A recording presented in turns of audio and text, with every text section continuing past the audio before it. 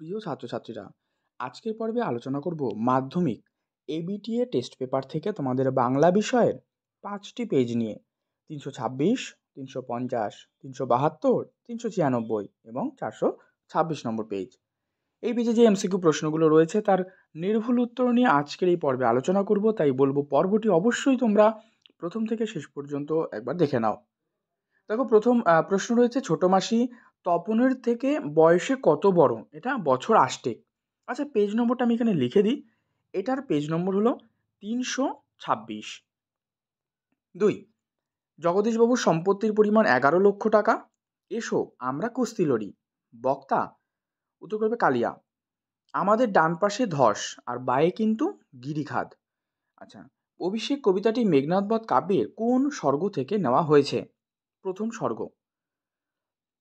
কবি নজরুল ইসলামের লেখা প্রলয়োল্লাস কবিতাটি কোন কাব্যগ্রন্থ থেকে সংগৃহীত হয়েছে? অগ্নিবীণা। তারও ছিল ফাউন্টেন পেনের নেশা কার? শরৎচন্দ্র চট্টোপাধ্যায়ের। পরবর্তী পাতায় বাকি প্রশ্ন রয়েছে, দেখে নেব। প্রশ্ন, হিমালয় যেন পৃথিবীর মানদণ্ড। এই প্রশ্নটা খুব খুব গুরুত্বপূর্ণ, কারণ এই প্রশ্নটা প্রত্যেকটা সেটেই কম বেশি কিন্তু রয়েছে। যার উত্তর কালিদাস। স্টাইলাস এটা ব্রোঞ্জের শলাকা। কলমে কায়স্থ চিনি আর গোফেতে রাজপুত। যাই হোক, এটা কিন্তু একটা ব্যাকরণ অংশ থেকে দেয়া রয়েছে যে কলমে কায়স্থ চিনি, তো কলমে এটা চিহ্নিত পদটা কি হবে? করণ কারক। টি, টা, খানাখানি এগুলো কিন্তু নির্দেশকের উদাহরণ। উপমেয় আর উপমান অভেদ কল্পিত হয় কোন সমাসে? রূপক কর্মধারায় সমাসে। কোন সমাসে পূর্বপদ বা পরপদের অর্থ নয়, তৃতীয় একটা অর্থ প্রাধান্য বিস্তার করে, যেটা হচ্ছে বহুব্রীহি সমাসের ক্ষেত্রে তৃতীয় পদেরই কিন্তু যে অর্থ রয়েছে সেটাই কিন্তু প্রাধান্য লাভ করে। মৌমাছি সমস্ত পদটির সমাসের নাম। আচ্ছা, মধ্যপদলোপী কর্মধারায়। ভালো আমার খাবার চিনা লাগে। আচ্ছা, এখানে বাক্য নির্মাণের শর্ত পূরণে কিন্তু আসক্তি। বুকের রক্ত ছলকে ওঠে তপনের গঠন অনুসারে বাক্যটি সরল বাক্য। শাক বাজে কর্মকর্তৃবাচ্যের এটি উদাহরণ। এই হচ্ছে তোমাদের 17টা। দেখে নেব পরবর্তী সেটের প্রশ্নগুলি। এবারে আলোচনা করব পেজ নম্বর 350। প্রশ্ন, অনেকক্ষণ চুপ করে রইলেন কে? এখানে হরিদার কথা বলা হচ্ছে। যেন নেশায় পেয়েছে, গল্প লেখার নেশার কথা বলা হয়েছে। অপূর্বর পিতার বন্ধু ছিলেন কে? নিমাইবাবু।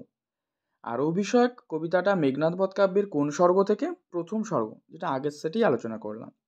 কবি শঙ্খ ঘোষের প্রথম, দেখো পরবর্তী পেজে রয়েছে বাকি অংশটা। এই যে কাব্যগ্রন্থের নাম কি? কাব্যগ্রন্থ হবে দিনগুলি রাতগুলি। তো এরপরে হবে দ্বাদশ রবির বহ্নি জ্বালা ভয়াল তাহার নয়ন কাটায়।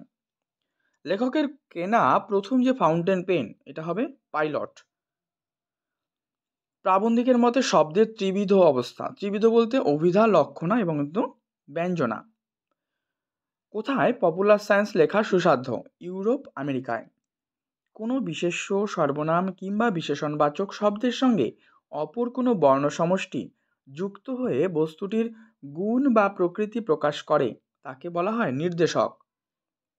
নিজের এই পাগলামিতে যেন আনন্দই উপভোগ করে, এই চিহ্নিত পদটি হলো নিমিত্ত কারক। যে সমাসে পূর্বপদটি সংখ্যাবাচক বিশেষণ এবং উত্তরপদ বিশেষ্য তাকে বলা হয় দ্বিগু সমাস। ব্যতিহার বহুব্রীহির উদাহরণ চুলো চুলি। বক্তার মনোভাব ও শ্রোতার আগ্রহ পূর্ণ করে আকাঙ্ক্ষা।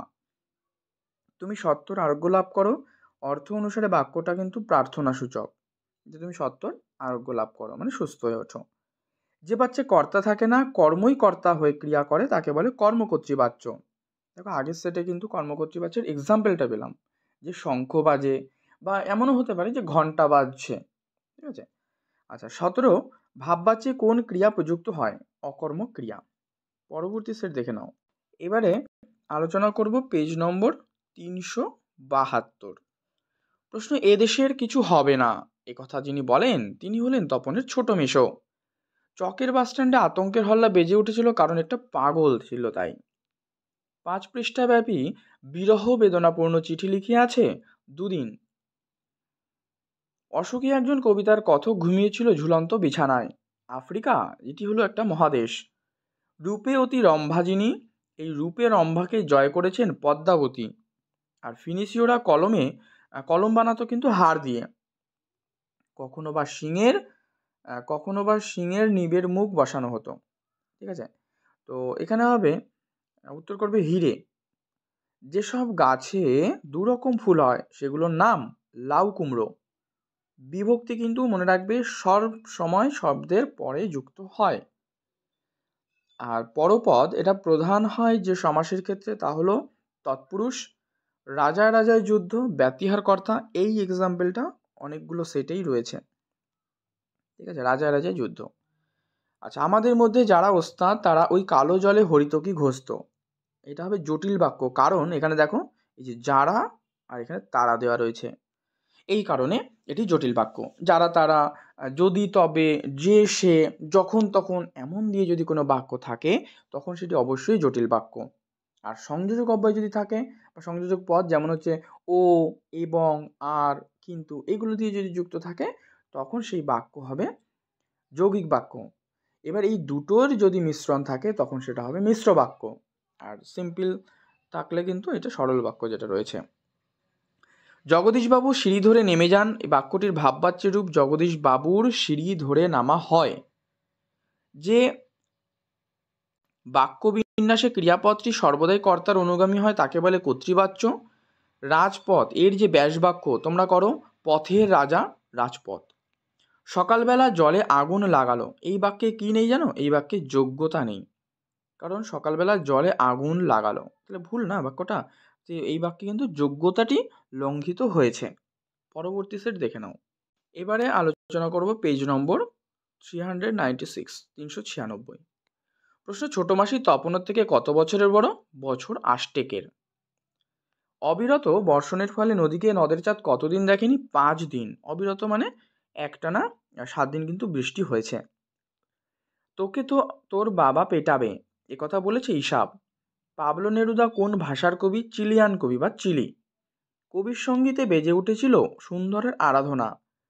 ছড়ানো রয়েছে কাছে দূরে শিশুদের সব। এই সব বলতে এখানে মৃতদেহর কথা বোঝানো হয়েছে। বাঙালি সাংবাদিকদের বাবু কুইল ড্রাইভার্স বলতেন। বাবু কুইল ড্রাইভার্স বলতেন কে? Lord Curzon. ইন্টারন্যাশনাল এই শব্দটির যে পরিভাষা বাংলা ভাষায় বিজ্ঞান প্রবন্ধ অনুযায়ী কি হবে? সেখানে হবে সর্বজাতক। আচ্ছা, কলিকাতা বিশ্ববিদ্যালয় পরিভাষা সমিতি গঠন করেছিল 1936 খ্রিস্টাব্দে। এই প্রশ্নটাও কিন্তু ইম্পর্টেন্ট একটি প্রশ্ন। অনুসর্গের অপর নাম পরসর্গ। আর পণ্ডিতে পণ্ডিতের তর্ক চলছে। এবার দেখো ব্যাকরণ পাঠটা মোটামুটি শুরু হয়ে গেল 10 দাগ থেকে। পণ্ডিতে পণ্ডিতের তর্ক, এটা করো ব্যতিহার কর্তা।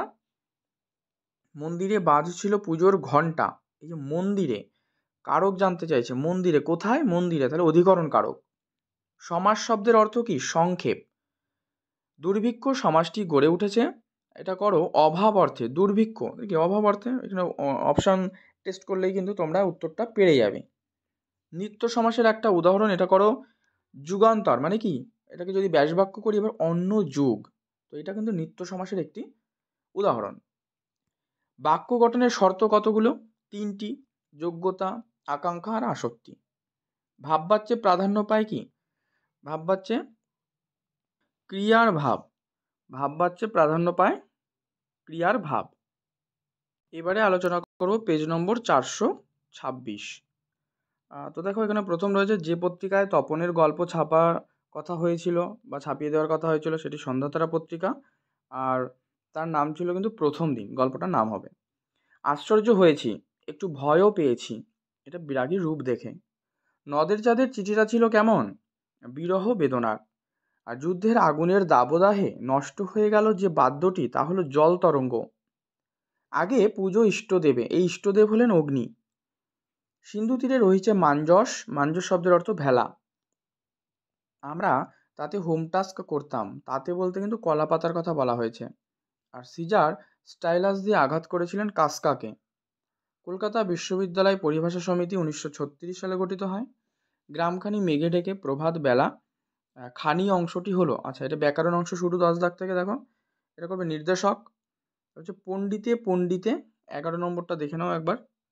তর্ক চলছে, চিহ্নিত পদদ্বয়। আচ্ছা পণ্ডিতে পণ্ডিতে, তো এটা করো ব্যতিহার কর্তা।